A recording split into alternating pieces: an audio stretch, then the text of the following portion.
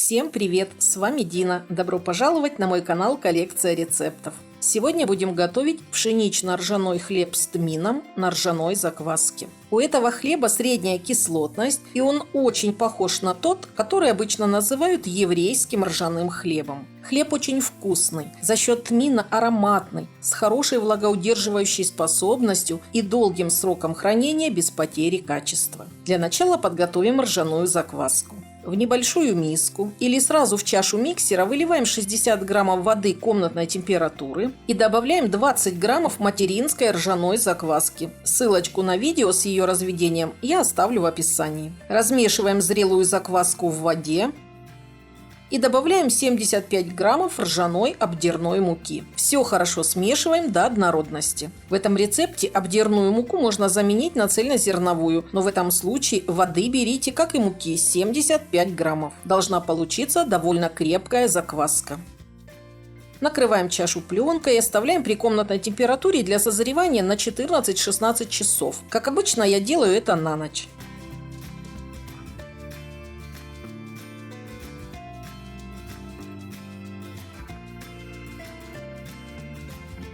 В дежу с вызревшей закваской добавляем 270 граммов воды, 10 граммов соли, 10 граммов семян тмина и 425 граммов пшеничной хлебопекарной муки высшего сорта, желательно с высоким содержанием клейковины.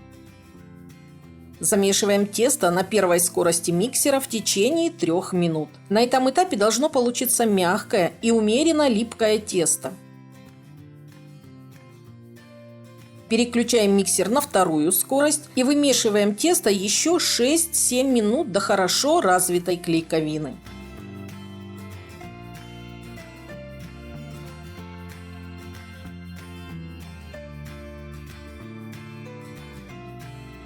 Стол совсем чуть-чуть смазываем маслом, выкладываем тесто и округляем его.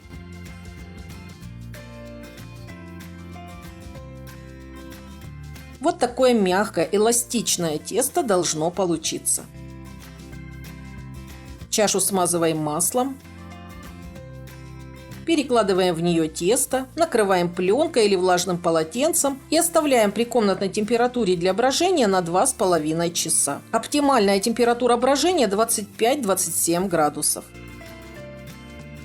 За это время дважды проводим обминку с интервалом в 50 минут. Через 50 минут достаем тесто, и вы только посмотрите, как хорошо оно тянется. Берем тесто с одной стороны, приподнимаем примерно треть куска и накладываем его с нажимом на противоположный край. То же самое проделываем с другой стороны. Затем с третьей и четвертой. После обминки переворачиваем тесто, чтобы складки оказались снизу. Слегка его округляем и снова убираем в дежу. Накрываем пленкой и пусть подходит еще 50 минут. После каждой обминки верхняя часть теста должна оставаться гладкой и ровной. Спустя 50 минут проделываем с тестом ту же операцию, что и в первый раз. Правильные обминки обеспечивают тесту 3 важных обстоятельства. Удаляют из теста углекислый газ, выравнивают температуру теста и делают более прочным клейковинный каркас.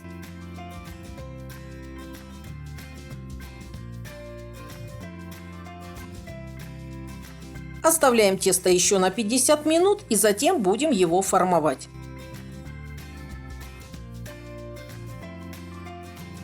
В общей сложности тесто подходило 2,5 часа. Этот хлеб можно сформовать в виде круглых или овальных заготовок. Я приготовлю одну круглую буханку. Выкладываем тесто гладкой стороной вниз и в круговую методом складывания заправляем краешки теста к центру, придавая ему более-менее гладкую и круглую форму. Затем переворачиваем заготовку швом вниз и, подтягивая тесто по направлению к себе, округляем заготовку, натягивая при этом поверхность теста, но не доводя до разрывов. Заготовка должна получиться круглой, гладкой, бесшовной, как мячик. А если тесто прилипает к рукам, периодически присыпайте их мукой или смазывайте маслом. В идеале переложить эту заготовку в корзину для расстойки, но у меня такой нет, поэтому я сразу выкладываю колобок на противень.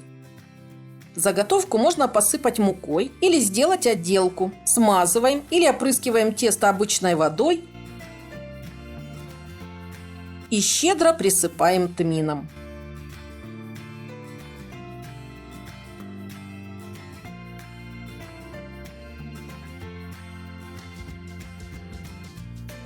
Накрываем пищевой пленкой и оставляем при комнатной температуре на окончательную расстойку. У меня тесто подходило ровно 2 часа. Снимаем пленку, делаем надрезы острым ножом или лезвием.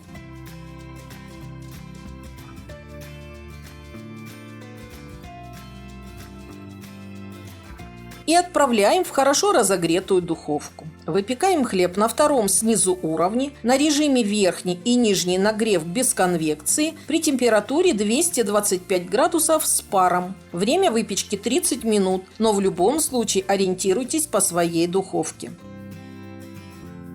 Готовый хлебушек достаем.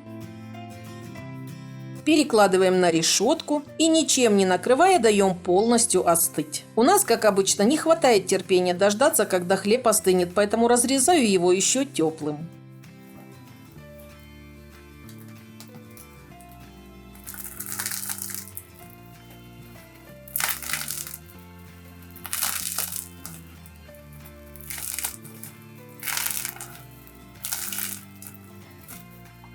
Хлеб получается очень мягким, с хрустящей румяной корочкой. Мякиш равномерно пористый, не забитый, со средней кислотностью и бесподобным ароматом тмина. Те, кто не любит тмин, смело могут заменить его на кориандр или розмарин. Этот хлеб долго не черствеет и остается таким же мягким в течение нескольких дней. Если этот хлеб готовить не на обдирной, а на цельнозерновой ржаной муке, то его вкус будет еще более выраженным. Такая мука дает гораздо лучший результат. А вот сеяную ржаную муку лучше не использовать. Хлеб на ее основе будет почти лишен вкуса и аромата. Готовьте на радость. Желаю вам добра и вкусного хлеба. Если вам понравился этот рецепт, ставьте пальчик вверх. Спасибо за лайки, репосты и ваши комментарии. Подписывайтесь на YouTube-канал «Коллекция рецептов», тогда вы точно не пропустите мои новые видео. Напомню, что рецепт выведения ржаной закваски, а также другие виды хлеба и хлебобулочных изделий вы найдете в плейлисте «Хлеб». Все ссылки на экране и в описании. С вами была Дина. До новых встреч!